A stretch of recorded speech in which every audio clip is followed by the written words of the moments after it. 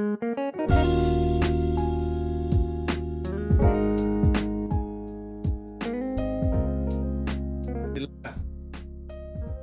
para pendengar Suyanto.id, selamat pagi. Mudah-mudahan Anda semua sehat walafiat dimanapun Anda berada. Nah, tetap bersama channel pendidikan Suyanto.id, sebuah channel untuk berbagi pengetahuan dan belajar sepanjang hayat. Jangan lupa saudara-saudara klik subscribe atau berlangganan, gratis, tidak dipungut biaya, tidak dipungut bayar.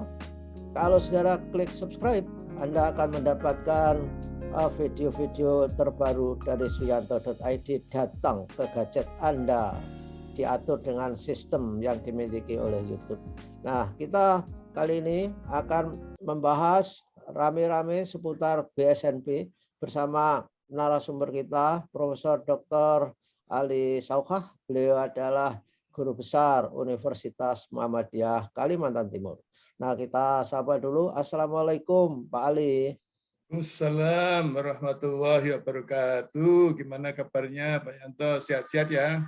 Alhamdulillah, alhamdulillah, alhamdulillah. Kita sehat. Dan Pak Ali, saya yakin juga sehat. Alhamdulillahirabbil alamin.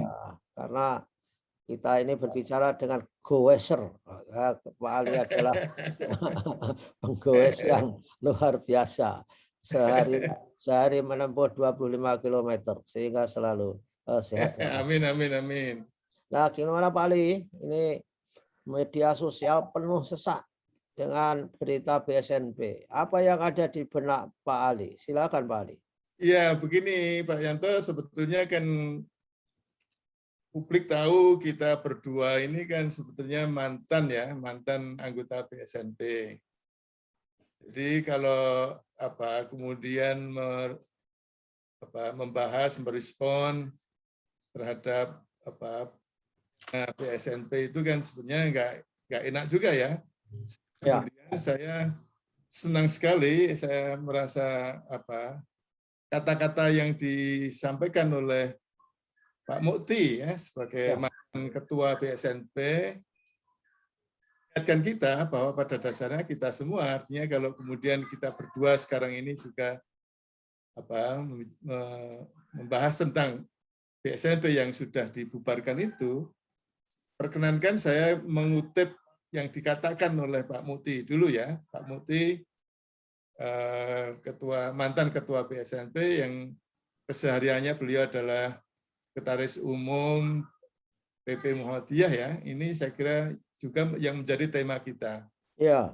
Yaitu bahwa kalau kemudian kita atau publik atau siapapun yang nadanya itu mempertahankan eksistensi BSNP, bukanlah untuk mencari sesuap nasi, tetapi untuk menegakkan konstitusi. Ya, ini kan sangat dalam. Mungkin sering menyebut mengenai literasi dalam bidang regulasi, literasi dalam bidang perundang-undangan. Ya, betul. Literasi itu artinya kalau dalam kamus itu artinya dua ya.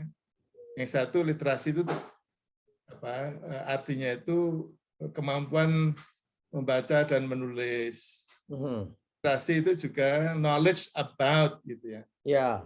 Knowledge about rules gitu ya. Ya, oke. Pemahaman, pengetahuan terhadap perundang-undangan yang berlaku. Kalau saya menganggap ya unggah-ungguhnya regulasi lah, unggah-ungguhnya istilahnya itu. Dan itu bisa saja pada tataran etis ya, etika ya. Tinggi daripada hukum sebetulnya.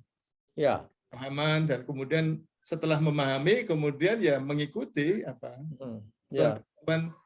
ya karena didorong oleh kepatuhan terhadap hukum dan juga didorong oleh etika. Etika ya, Aksi gitu. Ya, jadi saya kira kalau toh misalnya kita bicara itu bukan karena sesuap nasi. Ya, betul. Kita nggak cari pekerjaan. Ya. Bukan karena sesuap nasi. Itu yang mungkin mendasari itu. Jadi ya sekarang ini kita istilahnya itu thinking aloud gitu mengatakannya. Iya, oke. kok ngono toh gitu kalau dalam bahasa Jawa itu.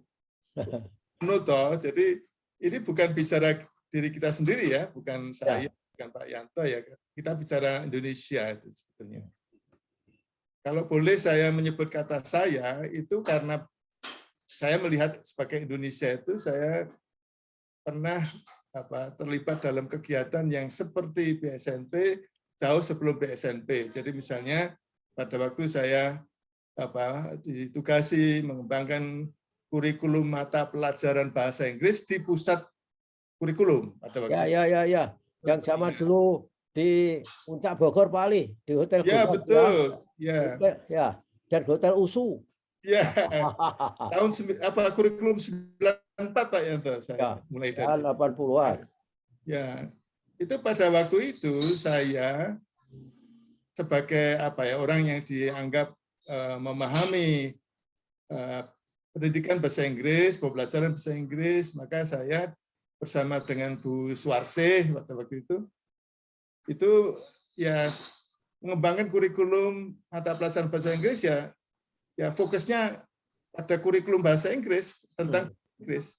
Jadi tidak pernah berinteraksi dengan misalnya bahkan yang satu rumpun bahasa Indonesia atau bahasa asing lainnya nggak ada.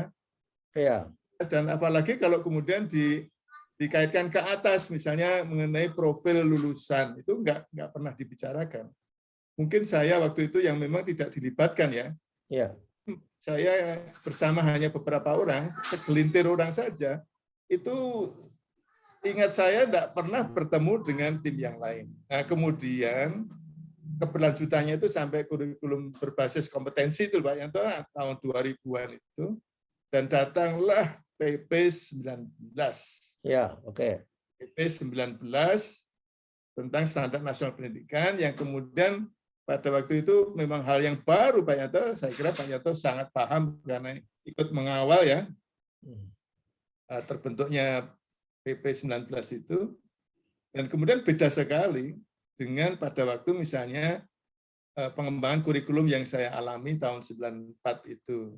Iya, betul. Itu. Jadi yang beda adalah pada waktu itu kan fokusnya pada peserta didik belajar bahasa Inggris. Nggak lihat-lihat bagaimana mata pelajaran yang lain, bagaimana profil lulusan secara keseluruhan itu. Itu berubah total pada waktu menjadi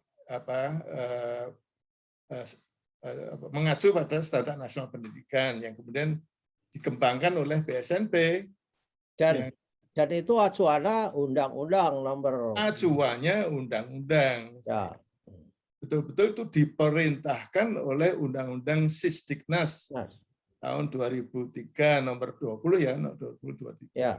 Itu betul-betul diperintahkan dan adanya BSNP itu kan memang betul-betul harus disebut karena itu perintah undang-undang itu di dalam PP 19. Ya. Maka itu ada beberapa asal ya tentang BSNP, tentang standar nasional pendidikan karena memang betul-betul tentang BSNP itu beberapa ayat ya yang kemudian akhirnya ya kalau diurutkan itu sebenarnya kan amanat undang-undang dasar kan itu mengusulkan adanya sistem pendidikan nasional, satu sistem pendidikan nasional.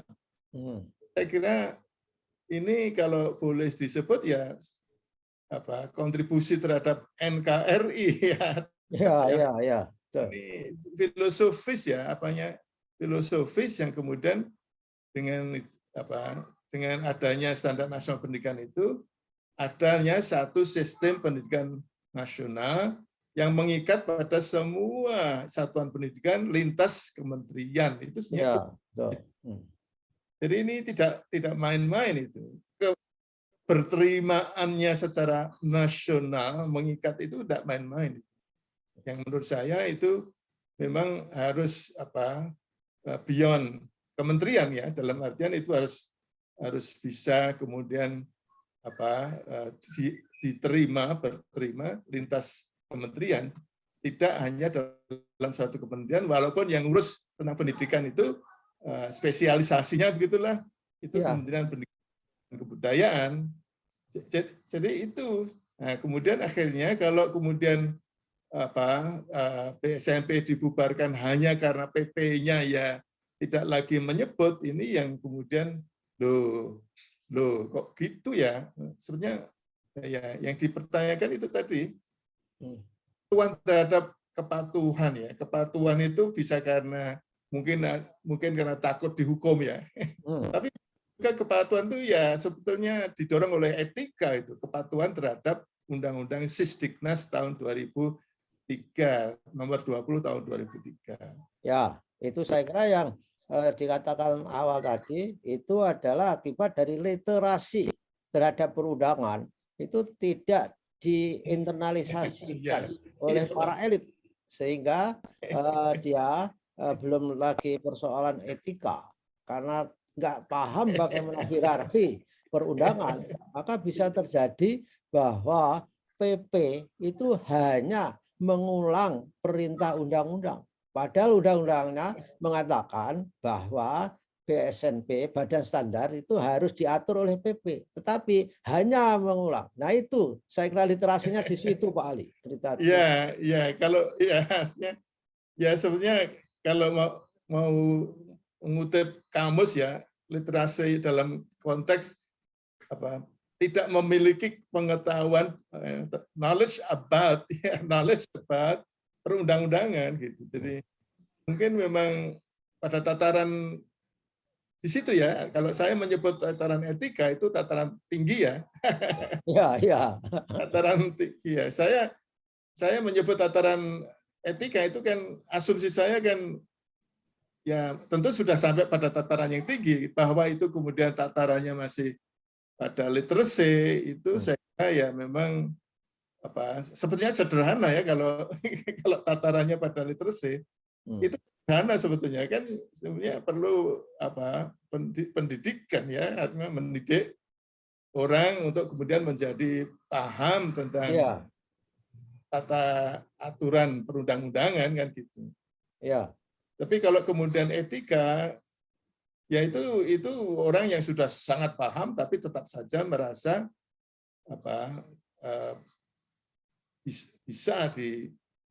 bisa tidak patuh kan gitu. Ya, betul. Toh sanksinya juga tidak kemudian dipenjarakan kan gitu misalnya. Jadi tapi kalau kemudian tatarannya itu pada literasi sebetulnya ya memang ya sederhana, tetapi memang saya mau menyebut patut disayangkan gitu ya. Sampai kemudian tatarannya itu pada literasi. Walaupun sebetulnya kalau tatarannya pada literasi itu relatif lebih mudah. Jadi kalau bahwa kemudian itu disampaikan dari segi tataran literasi, pengetahuan, pemahaman tentang perundang-undangan gitu, kronologi, hierarki perundang-undangan, dan kemudian bagaimana kepatuhan terhadap undang-undang yang ada di peraturan perundangan yang ada di atasnya, dan itu kalau ada pelanggaran maka itu bisa dianggap tidak mematuhi konvensi nasional misalnya, itu saya kira perlu dilakukan. Ya, saya kira akibat dari illiterate tadi, tidak literat terhadap perundangan, maka terjadilah sesuatu yang itu didorong dalam fenomena sosiologi itu groupthink. Jadi orang itu berpikir bahwa kebenaran itu hanya datang dari grupnya saja, Pak. Ini fenomena sosiologi yang luar biasa. Jadi orang di luar grup itu dianggapnya tidak punya nilai kebenaran. Jadi komplitlah sudah illiterat, tidak punya literasi, groupthink-nya itu kuat, sehingga terjadi bahwa mudah sekali menghakimi BSNP sebagai barang yang harus tidak mandiri. Nah, itu saya kira tafsirnya. Gimana itu? Jadi yang banyak disoroti adalah kemudian misalnya katakanlah kalau argumentasinya toh BSNP dalam fungsinya mengembangkan standar sudah ada penggantinya, yaitu Badan Standar Kurikulum dan Asesmen Pendidikan ya. Kebetulan itu kalau di singkat kemudian diucapkan kan beskap gitu ya, menjadi beskap itu kalau konteks bahasa Jawa lain itu. Jadi seperti apa tradisional kan gitu, pakaian tradisional. Ya dikira itu kalau dalam kaitannya dengan fungsi pengembangan standar itu mudah saja kemudian dimasukkan dalam struktur. Jadi kalau saya baca itu memang kalau disebut keberterimaannya secara nasional itu beda, salah satu pembeda antara BSNP dengan Beskap itu unsur struktural itu. Kalau BSNP jelas-jelas disebut non struktural, sedangkan kalau Beskap kan jelas struktural. Bagian dari apa eksekutor. Ya. Dulu Balitbank kan, Balitbank kemudian dilebur karena penelitiannya tidak ada lagi, maka kemudian diisi oleh badan standar itu. Jadi dikira itu ya seperti hanya bermain apa ya, catur lah gitu. Tapi kita melihat konsekuensi yang begitu signifikan, yaitu dari yang semula non struktural ke struktural. Dari yang semula karena non struktural itu artinya independensinya bisa dijamin, dan selama ini memang saya melihat mulai awal SMP 1 sampai SMP 4 sekarang ini betul-betul independensinya luar biasa karena keputusan akhir kesepakatan pada rapat pleno BSNP, tidak ada intervensi dari manapun. Kalau toh misalnya intervensi itu intervensinya akademik. Jadi kalau misalnya katakanlah keputusan BSNP dalam kaitannya dengan rapat pleno itu bisa berubah karena ada intervensi akademik, karena ternyata ada yang lebih bagus secara substansial akademik, bukan karena intervensi birokratis. Nah, itulah membedakan antara yang struktural dengan non struktural, implikasinya pada independensi. Jadi kalau kemudian disebut-sebut misalnya walaupun struktural tapi independen, ya itu masih perlu dipertanyakan. Siapa yang kemudian akhirnya mengambil keputusan? Kalau di BSNP yang mengambil keputusan itu rapat pleno loh, Pak Yanto. Bukan ketua loh. Kalau rapat pleno itu. Ya, kalau boleh cerita soal independensi ini, dulu saya kan yang leadernya untuk membuat draft undang-undang Sekdiknas. Jadi suasana kebatinannya mengapa BSNP dibuat independen adalah supaya tidak jeruk makan jeruk, bahwa quality assurance bisa ditegakkan. Oleh karena itu lahir pasal yang kurang lebih mengatakan pengembangan standar nasional pendidikan, kemudian pemantauan terhadap pencapaian dan pelaporannya itu dilakukan oleh suatu badan standarisasi, dan penjaminan mutu dan pengendalian mutu pendidikan nasional.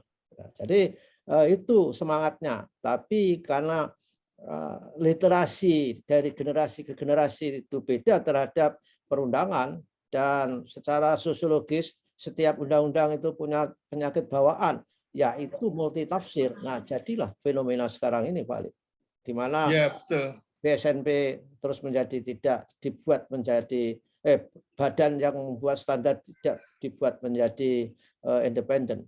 Dan cara menjelaskan kepada masyarakat pun dipotong, diamputasi, bahwa dikiranya badan standar itu tugasnya hanya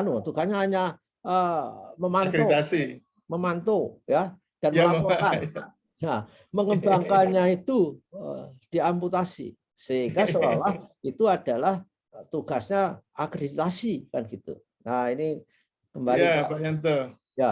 Jadi memang kalau toh misalnya ibarat dosen di perguruan tinggi, BSNP itu tugas utamanya, tugas pokoknya adalah mengembangkan standar nasional pendidikan.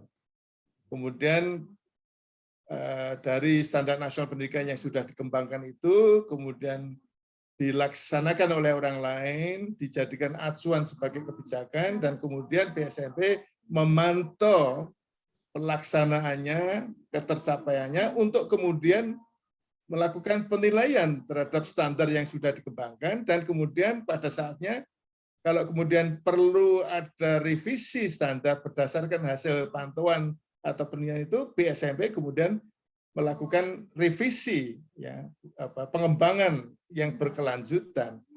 Nah, kemudian ada yang namanya tugas-tugas tambahan. Ya. Ya, karena gini, masyarakat itu ada juga yang mengenal BSMP itu ya ujian nasional gitu. Ya. Ya, saya melihat itu sebetulnya itu tugas tambahan itu. Ya, semacam kalau misalnya dosen ya ada tugas tambahan sebagai ketua jurusan. Tapi tugas utamanya adalah mengembangkan standar. Oleh karena itulah Pak Yanto, saya itu ingin mengutip yang pernah disampaikan oleh Pak Arifin Junaidi tentang respons masyarakat. Ada 4 respons Pak Yanto. Ya. Pertama, cuek. Karena tidak tahu ada makhluk yang namanya BSMP. Cuek. Gitu. Ya. Pokoknya tidak ada respons sama sekali.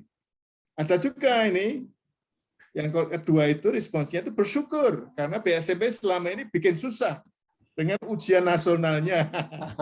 Bisa juga masyarakat, artinya masyarakat di satuan pendidikan, bisa juga para pengamat ini yang melihatnya itu pernah ada masalah-masalah terkait dengan ujian nasional.